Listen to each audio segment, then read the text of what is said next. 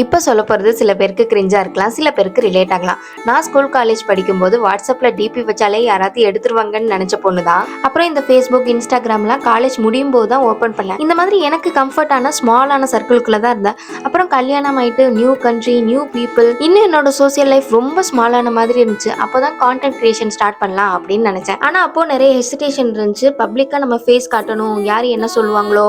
இப்போ சோசியல் மீடியாவில் பார்த்தீங்கன்னா 10 கமெண்ட்ஸில் 2 நெகட்டிவ் கமெண்ட்ஸ் இருக்கும். ஸோ அந்த மாதிரி கமெண்ட்ஸ் வருமா, இந்த மாதிரி எல்லாம் நினைச்சு நான் நிறைய வாட்டி தள்ளி போட்டிருக்கேன். பிகாஸ் நான் கான்டென்ட் கிரியேஷன் ஸ்டார்ட் பண்ணிட்டு இதை பத்தி எதையுமே யோசிக்க கூடாதுங்கிறதுல தெளிவா இருந்தேன். இப்போ இந்த ஜர்னி ஸ்டார்ட் ஆகி 1 இயர் ஆக போகுது. 40,000 பேர் இன்ஸ்டாகிராம்லயும் 40,000 பேர் யூடியூப்லயும் இப்படி மொத்தம் 80,000 அழகான முகம் தெரியாத நண்பர்களை நான் ஏர்ன் பண்ணியிருக்கேன். மேபி இந்த நம்பர் கம்மியா கூட இருக்கலாம், அது எனக்கு தெரியல. அண்ட் இந்த பிளாட்ஃபார்ம்ஸ் எல்லாம் யூஸ் பண்ணி என்னால முடிஞ்ச கொஞ்சம் அமௌண்ட்டும் நான் ஏர்ன் பண்ணியிருக்கேன். நீங்க யாராவது கான்டென்ட் கிரியேஷன் ஸ்டார்ட் பண்ணணும், ஆனா நம்மள யாராவது ஏதாவது சொல்லிடுவாங்களோ அப்படின்னு நினைச்சிட்டு இருந்தீங்கன்னா அந்த தாட்ஸ் எல்லாம் ஒரு கவர்ல போட்டு குப்பை தொட்டில போட்டுருங்க. ஃபைனலா நம்மளோட ஹெல்த்துக்கும் ஹாப்பினஸ்க்கும் நம்ம தான் நிக்கணும். எல்லோருக்கும் இனிய புத்தாண்டு நல்வாழ்த்துக்கள். வரப்போற ஆண்டு எல்லா வளத்தையும் செல்வத்தையும் ஆரோக்கியத்தையும் எல்லாருக்கும் அள்ளி தரணும்னு வேண்டிக்கிறேன்.